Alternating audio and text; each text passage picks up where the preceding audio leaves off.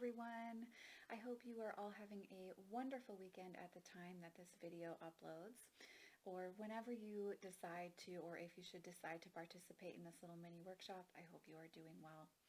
I wanted to just say thank you to everyone who's supported the channel and the workshops that I've done over the years by just offering a free little mini workshop for you to do whenever you'd like, but especially if you're thinking about doing it at this time.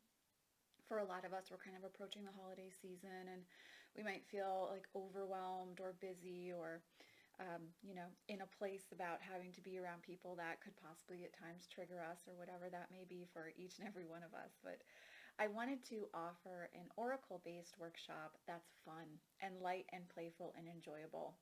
It's also not meant to be a week long or a 3-week long or a 5-week long workshop like I typically do.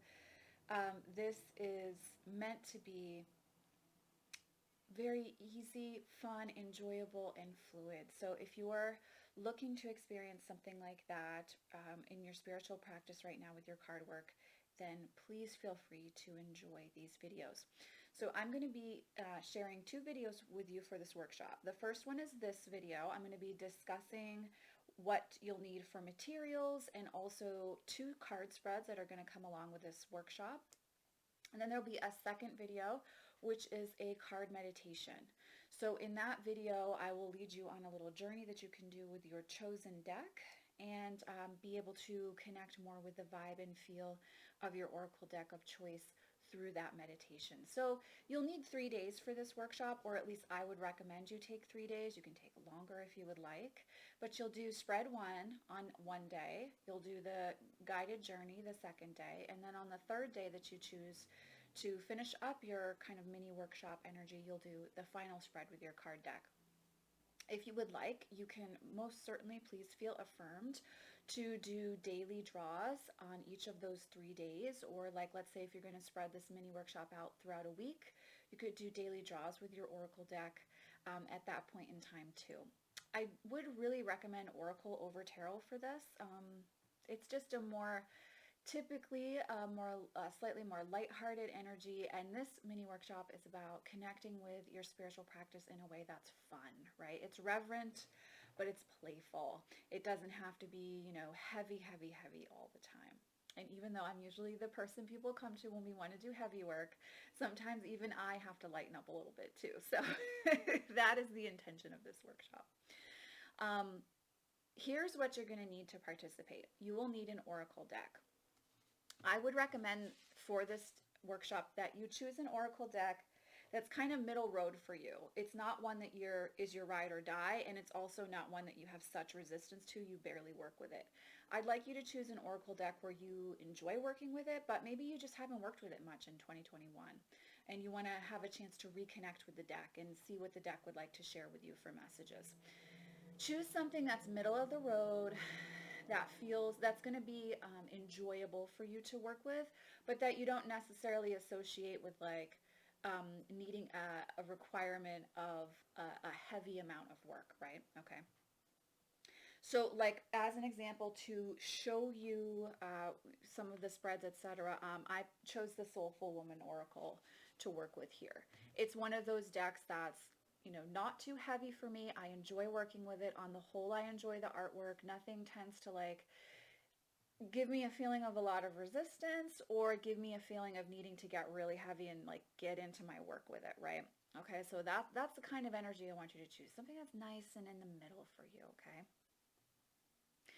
And then, of course, I'm going to encourage that you have a journal and a pen so that you can document your work with your card spreads, any emotions or feelings or experiences that come up as you work with the cards, and also, anything that might come up during the meditation, during the journey. So please feel affirmed and encouraged to work with a journal or some form of documenting the process for yourself so that you can come back and look at it anytime you want to maybe give the workshop another go, or anytime you want to tap into energetically, emotionally what was coming up for you. And then you may also want to reserve some sacred space for your deck. So maybe you take it out of vacation and put it on your altar, or you sleep with it under your pillow for a couple nights. Any of those things will be supportive in this little mini workshop process. So, as I said, you're going to choose 3 days to specifically work with your deck. I'm encouraging you to also do a daily draw with your oracle deck of choice if you feel called to do that, but you don't have to. On day 1, you're going to do our first spread. Then you'll do your meditative journey work. Then on day 3, you'll do the final spread. The card spread for day 1 is a 5-card spread. You can lay the spread out however you want. I'm not going to give you a diagram for this. And the card positions will be posted in the description box, so you don't have to worry about trying to write down furiously the questions that I'm about to pose for each card position. You're going to choose 5 cards, and then you're going to lay them out in a way that feels pleasing for you and turn them over, okay? So the first card position is, what do you want us to understand about each other? So the first card position is, what do you want us to understand about each other? The second card position is, how can I lighten up and be more playful? How can I lighten up and be more playful? The third card position is, what can I do for my inner child right now?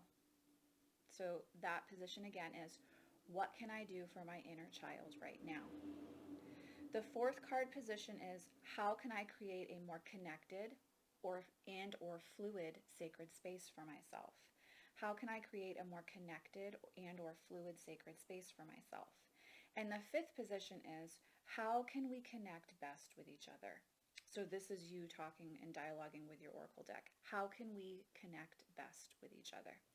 So as you can see in this first spread, we're looking at a way in which we can interact with our deck playfully, and a way in which our oracle deck can give us some insight in how we can be more playful within our own lives. As I said, I want this workshop to be more about playful connection with your spiritual tools than about serious work or shadow work or figuring something out on your path or understanding how to divine the future based on the cards that you've drawn. So I'm just going to really quickly give you the rundown on what I drew here. So what do you want us to understand about each other? I drew inner wakefulness. I am completely awake and tuned into my truth, clarity, and inner wisdom. So I'm going to read this as if it was a card spread. If you feel like it applies to you, then you also got a little reading out of this too. So what do you want us to understand about each other with inner wakefulness? To me, this is really talking about that this oracle deck wants me to understand and wants us to understand that by being awake and tuning into ourselves, that's really where we're going to have that understanding.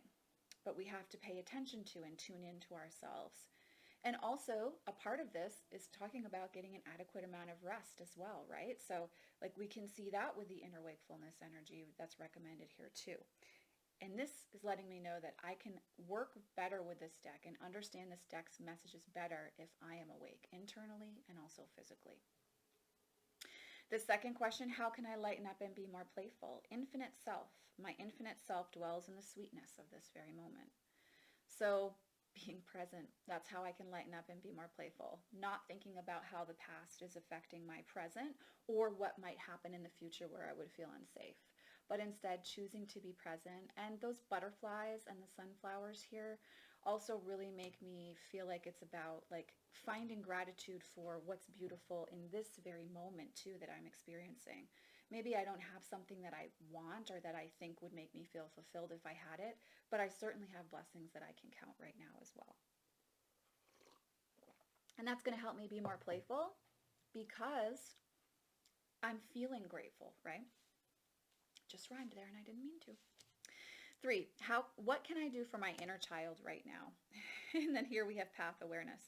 If I sincerely ask, I am always guided back to the right path for me and my central purpose. Even the imagery in this feels very childlike to me, very innocent and playful. So what can I do for my inner child right now? I would offer that this card is saying to pay attention, to ask her questions, and then to allow her artistic expression as a means of answering the questions that I'm asking her. How can I create a more connected or fluid sacred space is our 4th question. And the card that I drew here is Power of My Voice. I speak my truth and express my feelings to others with care and compassion. So there's something that I might need to express either to someone in my life who maybe shares space with me in the home, or even to energetic beings, so that I can create a sacred space that feels connected and fluid to higher self and spirit tribe. And then card number 5, how can this deck and I best connect with each other? Time of fallow. Creative manifestation occurs more easily when I have nurtured myself and honored my time of fallow. So this is a beautiful message of the way in which we connect. It's not constant daily connection like with my tarot of vampires, right? This is more about when the time is right, we come together. And that's how we can best connect with each other, when the time is right. Then we can really work magic together. But it doesn't need to be something that I have to put pressure on myself to make happen on a daily basis. So that's an example of how you can interpret your card spread. It can be as fast as I just did that for you, or it can be a spread that you leave out on your desk or your altar space and like let the messages sink in, so that you can spend some time with the cards, journal about them, receive insight where it feels appropriate, from them over time, over having the spread out. That's definitely something that you can allow yourself to experience as well. So on the second day of the workshop, you'll do the guided meditation and just jot down any notes on what you want to remember and take away from that. Then on the third day, we'll do a second spread. This is only a 3-card spread. I'm keeping it short and sweet here for us because I want this to be fun, and I want it to feel like something that's effortless and easy, in a way in which you can stay connected to your spiritual tools, whether you feel like you have hours and hours to journal and meditate, or if it's something that you need to do on the fly, right? So for our third spread, our second spread, which has 3 card positions. Card number 1 is, what can I set myself free from at this time? So you're going to do just as we did in the first spread. You're going to choose 3 cards from your deck. You can lay these cards out in whatever manner feels beautiful for you. What can I set myself free from at this time? And the card position here is, igniting my joy. Attuning to the highest good in myself and others ignites my natural joy. So what can I set myself free from at this time is the question. In regards to interpreting this, right? Because I'm going to give you a little mini interpretation again, so you can see if you're kind of struggling with how do I interpret my spreads as a whole, this is going to give you some insight into how I do it. So this first question is, what can I set myself free from at this time? Igniting my joy. So to me, this feels like what I can set myself free from is a need for heavy work, always intellectual work and deep focus on what am I doing that I need to, realign, or what do I need to change, but instead letting it be about a creative, joyful process. This really makes me think of the element of fire, and it also makes me think about creative expression as well. So for me personally, this would mean it's time to do some artwork. Card position number 2. What does my spirit tribe wish me to know? Card number 27. Quiet nourishes me. Quiet nourishes me. It connects me to the power of now. So my spirit tribe wants me to know that it's time for me to get quiet. It's not about studying or learning, but it's about being silent. And then card position number 3. What message do you have for me? So this is a time where your oracle deck can give you a direct message for where you are on your journey at this time. Now, if you want to clarify this and you want to get more of a message from them, please feel free to draw 2 more clarifiers off of this, okay? And this, the message my oracle deck has for me now is, anger as my sacred ally. I listen to the messages within my anger and use it as a positive force for good. So the message here being that I might need to acknowledge some anger I have about some things that have happened in my life, right? Let's say I wanted to draw a clarifier off that. So I would draw 1 clarifier. Can you clarify how I can express my anger in a healthy way? That's what I would ask in this situation. The power of self-talk. When my self-talk is kinder, I am empowered in my capacity to pursue my dreams and believe in myself. So perhaps through the vocalization of how and what I feel angry about, either in sacred space alone or to a trusted friend or a therapist, I can also take a look at, through the releasing of that, how my self-talk can then become kinder, instead of turning the anger inward and being more harsh with my personal self-talk. So this is our third spread, and I'll just go over those card positions again. Number 1, what can I set myself free from at this time? Number 2, what does my spirit tribe wish me to know? And number 3, what message do you have for me? 2 clarifiers may be drawn off that last card. And this, in a nutshell, is our mini workshop. It's an opportunity for you to feel more connected to a deck that you value and that you'd like to spend more time with. It's a way in which you can keep connected to your spiritual journey, even in busier times where we're, connecting and networking with others and perhaps dealing with family members as well. This is a way in which you can stay tapped into your spiritual practice that feels light and fun and enjoyable. The second video containing the meditation will be posted at the same time as this video, so you can feel free to work this little mini workshop for yourself whenever it feels right for you. Once again, I want to say thank you so much to all of you for all of your support over the years. I've had this channel for over 10 years now, and we're at 14,000 subscribers. And I do this work full time now, and in large part that is because of all of my viewers and the support that you've given the channel. So I really, truly want to express my gratitude to you as 2021 comes to a close.